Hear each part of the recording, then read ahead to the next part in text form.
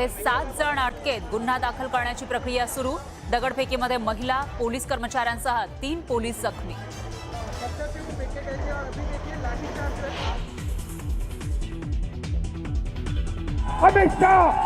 अमित शाह और नरेंद्र मोदी गद्दार हैं क्योंकि उन्होंने कॉन्स्टिट्यूशन पर आक्रमण किया है।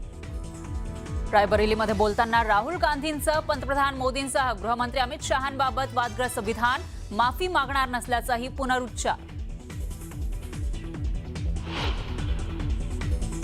देश मोठ्या संकटात असताना मोदी इटलीमध्ये चॉकलेट वाटतायत आणि व्हिडिओ बनवतायत, हे नेतृत्व नव्हे तर नौटंकी आहे, राहुल गांधींची मोदींवर टीका।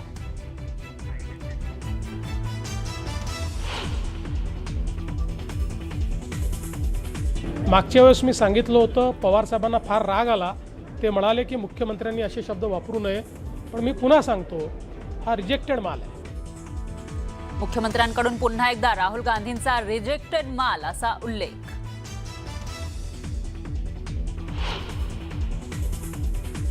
विधान परिषद निवडणुकीसाठी महायुतीचा प्राथमिक फॉर्म्युला समोर, भाजपला 12, शिवसेनेला 3, राष्ट्रवादीला 2 जागा मिळण्याची शक्यता।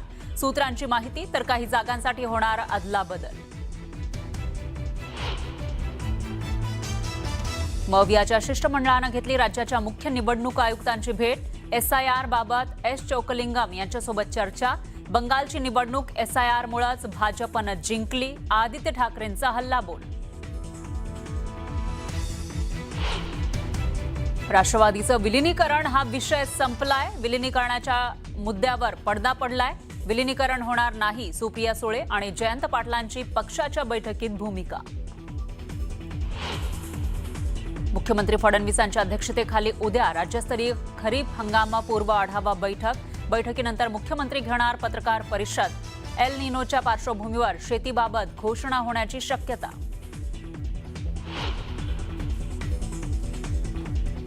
वर्धा ठरला देशातील सर्वाधिक हॉट जिल्हा, 47.1 अंश सेल्सिअस इतक्या सर्वाधिक तापमानाची नोंद, तर जिल्ह्यात उष्माघाताच्या पहिल्या बळीची नोंद। आणखी 2 दिवसात तापमान वाढण्याची शक्यता।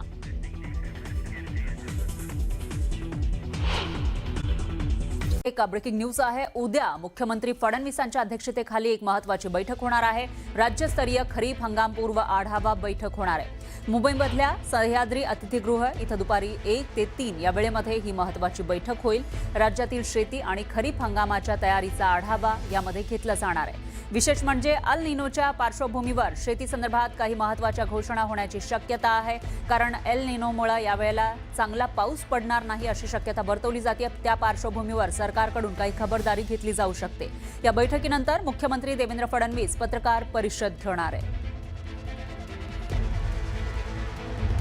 आणखी एक ब्रेकिंग न्यूज आहे, कांदा भाव घसरणीच्या पार्श्वभूमीवर केंद्रीय पथकानं आज पिंपळगाव परिसरातल्या कांदा खरेदी केंद्राला भेट दिली आणि इथल्या परिस्थितीची पाहणी केली। सरकारनं कांद्याला 1235 रुपये प्रति क्विंटल दर जाहीर करून सुद्धा शेतकऱ्यांकडून अपेक्षित प्रतिसाद मिळत नाहीये आणि त्यामुळे या पथकानं यामागची कारणं जाणून घेतली। खरेदी प्रक्रियेतील अडचणी, बाजारभाव आणि शेतकऱ्यांची भूमिका याबाबत सुद्धा माहिती घेतल्याची माहिती सूत्रांनी दिली आहे। खरेदी केंद्र जो आता नाफेडला 18 ठिकाणी सुरू केलेला आहे, त्याच्या आपण त्यांची नेमणूक केलेली आहे, ते सहायतासाठी आहे। त्याच्यासोबत काही गोष्टी जसे लोकांना म्हणजे खरेदी केंद्र कुठे आहे त्याची माहिती नसल्यामुळे आपण मोठे बोर्ड्स नाफेडला लावण्याची सूचना दिली आहे।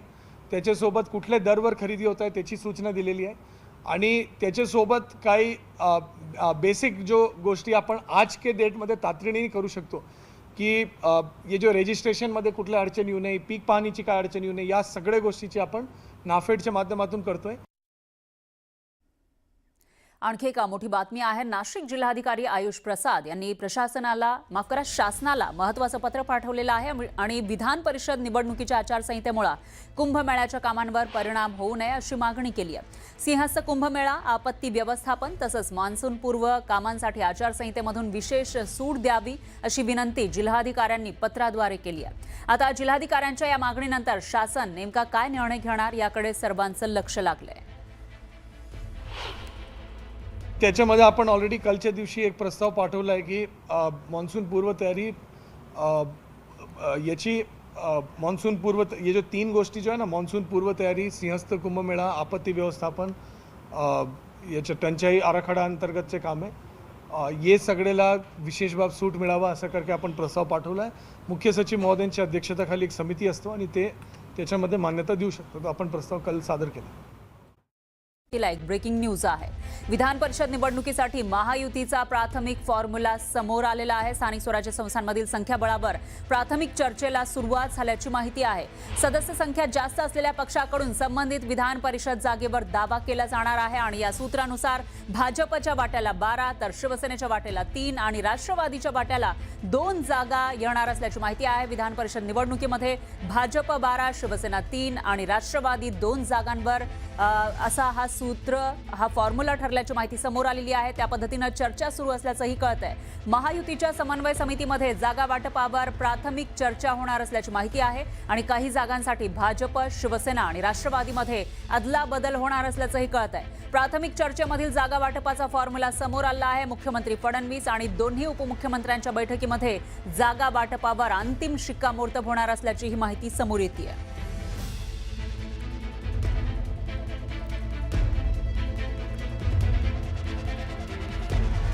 दरम्यान हा प्राथमिक फॉर्म्युला नेमका काय आहे जागा वाटपाचा आपण बघतोय. विधान परिषदेचा हा फॉर्म्युला ठरल्याची माहिती आहे. याच्यामध्ये भाजपला सगळ्यात जास्त 12 जागा, शिंदेच्या शिवसेनेला 3 आणि राष्ट्रवादी काँग्रेसला 2 जागा मिळणार असल्याची माहिती आहे. एकूण जागा आहेत 17 आणि त्यापैकी 12 जागा भाजपला, 3 शिवसेना आणि राष्ट्रवादी काँग्रेसला 2 अशा पद्धतीनं ही विभागणी होणार असल्याची माहिती समोर येते. हा फॉर्म्युला ठरल्याचं कळतंय. आणि या सगळ्या विषयी अधिक माहितीसाठी आपले प्रतिनिधी तुषार रूपनवर हे आपल्यासोबत जोडले गेले. तुषार, काय सांगाल विधान परिषदेविषयी महायुतीचं नेमकं काय ठरतंय? फरा आपण जर पाहिलं असेल तर विधान परिषद निवडणुकी संदर्भामध्ये आपल्याला माहितीमध्ये तिन्ही पक्षांचे जे प्रमुख नेते आहेत ते आपल्याला एकत्रितपणे मॅरेथॉन बैठक घेताना पार पाडताना पाहायला मिळतात. काल आपण पाहिलं असेल तर सुरुवातीला महायुतीची समन्वय समितीची बैठक पार पडली. यामध्ये भाजपामधून चंद्रशेखर बावनकुळे असतील, गिरीश महाजन उपस्थित होते, शिवसेनेकडून उदय सामंत असतील, गुलाबराव पाटील उपस्थित होते, तर आपला राष्ट्रवादीमधून आपल्याला संजय खोडके आपल्याला हे उपस्थित असताना पाहायला मिळत होते.